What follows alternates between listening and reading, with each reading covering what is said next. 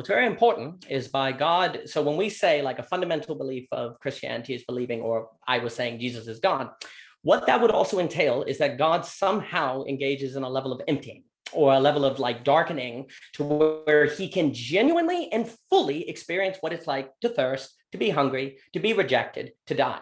The reason why this is quite important is because if sin equals separation from God, then sin is its own punishment. That's very important. And also, Jesus is thereby where God went. It became possible for God. God went into every possible place where there could be separation from him, the greatest of which would be death. That means there is no part of the universe where you must necessarily be hopeless. If there was any part of the universe where God had not entered participatory, this is very important, because people say, well, couldn't God just resurrect you from the dead? Yeah, but he's separate from that. It's an abstraction to God, actually. By going into participation, there is therefore no place in all of the universe in which separation from God must necessarily be the case, because God has participatorily gone into all of those places. And therefore, separation from God is no longer. So the entire horizon of therefore the universe changes in all space of time, because there is no necessary place of necessary separation from God. If I see a green cat once in my life and never again, then the entire universe is a place where green cats are possible. I only have to see it once, and then forever it is so possible. If there is some point in history where God enters in his in particularity, and he undergoes those separations ontologically now.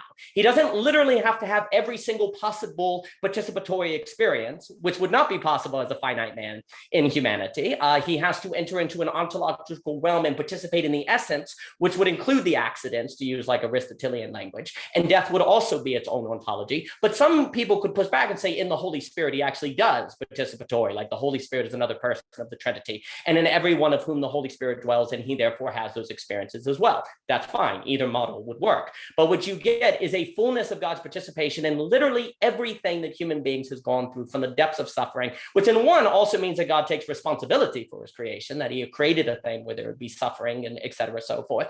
But it also means that there is no place of necessary hopelessness, no place of necessary inability for grace to reach. And so that entirely changes what the universe is forever and so forth. Now, the next thing that I think is, so I agree with everything that Tim was saying on time. And in a sense, you could say the fall is history itself, as in going into history where you have sequence, as opposed to maybe what something like, now I'm going to throw out Bergson's duration, but eternity, Bergson's duration seems to be closer. Don't ask me about any of that. But where sequence itself and being stuck in finite points seems to be kind of a very feature of separation from God, which makes sense because God is in eternity and he is not bound by space and time. That doesn't mean there isn't a kind of sequence or a kind of passage in God, but it is one that is not in terms of space-time as we know it. What it is in terms is I think intimacy and love and the nature of how space and time is experienced in love. Because if you believe God is the Trinity, then you believe God that in his deepest essence, that the deepest essence of reality is love in a very profound way. And love has a multitude that becomes one yet. God is not a unity like a giant blob, like in the Thane movie or something like that. God is a unity that's more like, I think, the divine and extraordinary end of the second book of the Space Trilogy by C.S. Lewis, where he talks about a description of the Trinity as a dance.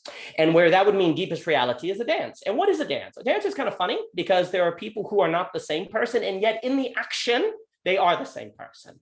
And they're only not the same technically, but practically they are. And the revelation of God is that practical is more real than technical. And so what we see is that in God, deepest reality is a kind of intimacy. And in participating in that intimacy then has an experience of time and an experience of passage. That is what it is like in eternity. And imagine those experiences where you're totally lost in the lover. How does time pass? How does sequence occur? I bet you it's very different than work. I bet you it's very different than drudgery. It is an entirely different ontological experience that brings with it a temporal reality as well, because those things go together. So the claim of Christianity that I think we can put at a fundamental level, and then you can get into other issues, say Immaculate Conception, baptism, actual resurrection, et cetera, has something to do with the notion that God came into the universe emptying himself to have full participatory experience of all of the universe. So there is no point where there must be a necessary separation of God. And therefore, there is no point in the universe where there can't be the possibility of full being in the person of Christ. And in believing in him, you simultaneously believe that this individual unveils that God is a kind of Trinity, which I think is important. And in that Trinity, that means the essence of reality is not merely a story, but it is an experience of love and intimacy in of itself, which also unveils that the deepest form of unity is a harmony of many as one, not a blurring of difference into a singularity.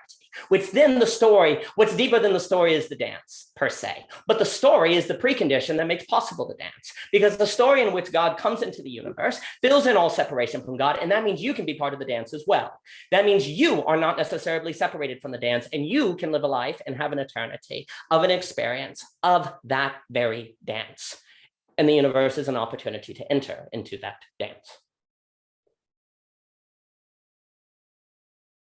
That was so fucking beautiful. Sure we don't have another 3 hours? I think we do, because of eternity, there's no bound by space or time or different. I'd love to do it. This has been I've really enjoyed it, Jake. I'm so glad you organized.